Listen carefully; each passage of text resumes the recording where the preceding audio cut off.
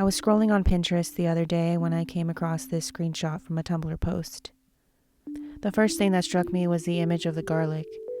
The way the photographer arranged the cloves in a huddled mass, with the filmy outer peels splayed deliberately around them, suggests a forethought of composition and form, a sense of still life.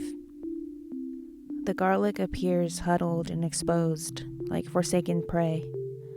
The striking purplish hue elicits an uncanny resemblance to exposed flesh. Perhaps the author intended for the image to evoke a sense of rawness in this way, like a starving huntress primed for the tedious process of shucking back the pelt of her prey before she can tear into the meat below. As for the text, it reads, "The only bad thing about garlic is all the paperwork you have to do before you can even cut it up. Look at that. Layers and layers of bureaucratic bullshit." Looking to the structure of the supporting text, we may firstly observe how the author composed two lines of text above the image and so below. The image of garlic is a supporting role in the text. It anchors the two connecting thoughts and ties them together in poetic matrimony. Arguably, most people know what cloves of garlic look like, so the photo is not technically necessary, but the post would not be as impactful if the author had foregone the image of the garlic altogether. Next, we observe the tone of the text.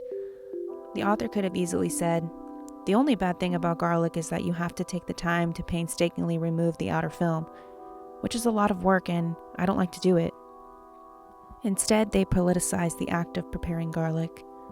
They reference paperwork and bureaucracy, terms usually delegated to governments, corporations, and the system. These are ideas that are not usually involved in cooking. You'd be hard-pressed to find a cookbook that instructs you to set your executive regime on low simmer and salt to taste. So why phrase it this way? What connection is the author trying to make here? In the text, the author literally instructs us to look at the image provided. They tell us, "Look at this. Do you see the bullshit I'm putting up with here? Do you understand it?" And we say, "Well, yes, I can see the connection you're making here.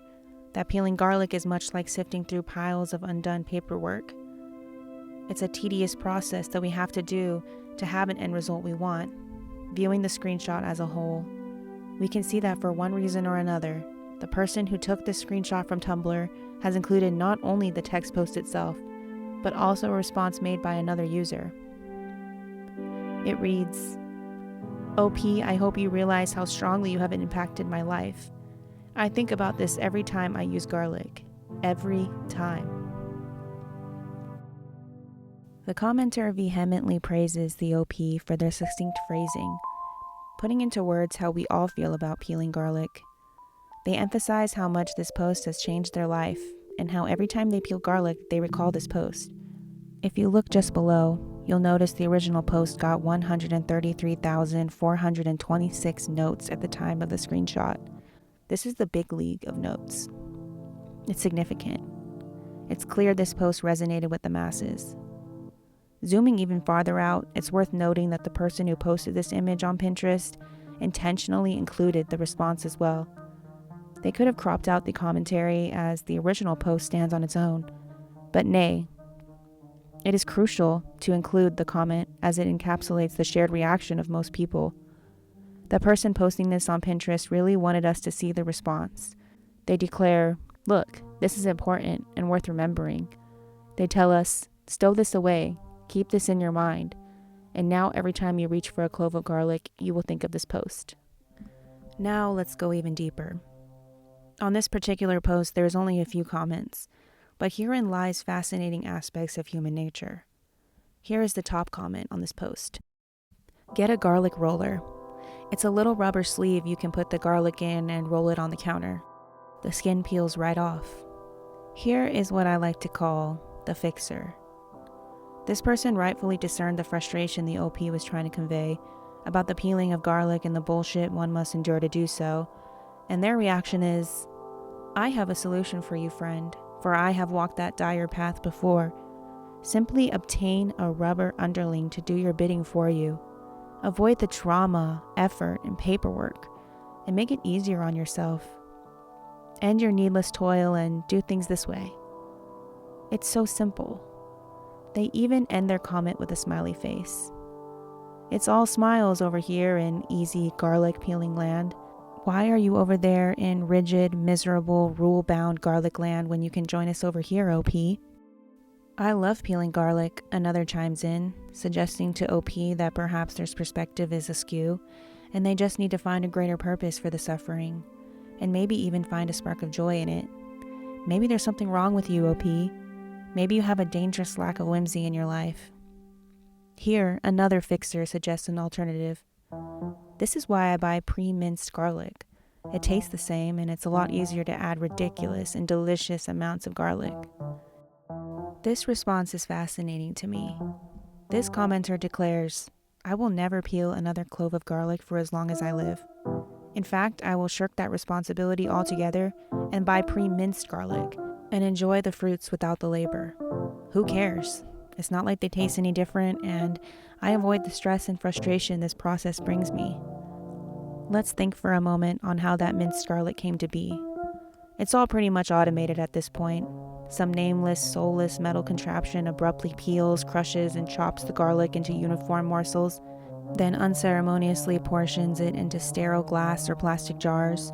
We, as consumers, make the unremarkable pilgrimage to our local grocer to purchase those jars, and later, in the safety of our own homes with no one around to judge us, add unspeakable dollops of the delicious, pungent vegetable into our meals with reckless abandon. We had to sacrifice nothing. The jar waits patiently in our fridge, our hostage. We take and take, offer nothing in return. We didn't take on the thankless task of peeling off that cumbersome, filmy outer skin.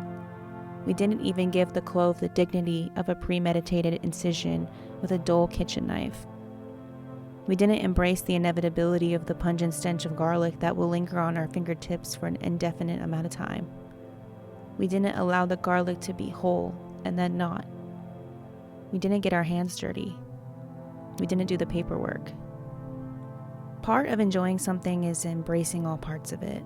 You don't go to a theme park because you're just dying to wait for hours in those long, winding lines in the sweltering sun.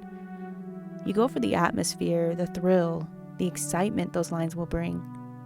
Yes, the lines are fun, but waiting in the line is part of the process. It's part of the bureaucratic bullshit one must endure. Much like peeling the garlic, we must suffer and toil and create a mess. A sacrifice must be made. Sometimes we may stop in the middle of the work and throw our hands up and say, why am I even doing all this? It's not worth it. I don't want to stand here and do the work. I just want to have fun. There must be an easier way. And maybe there is.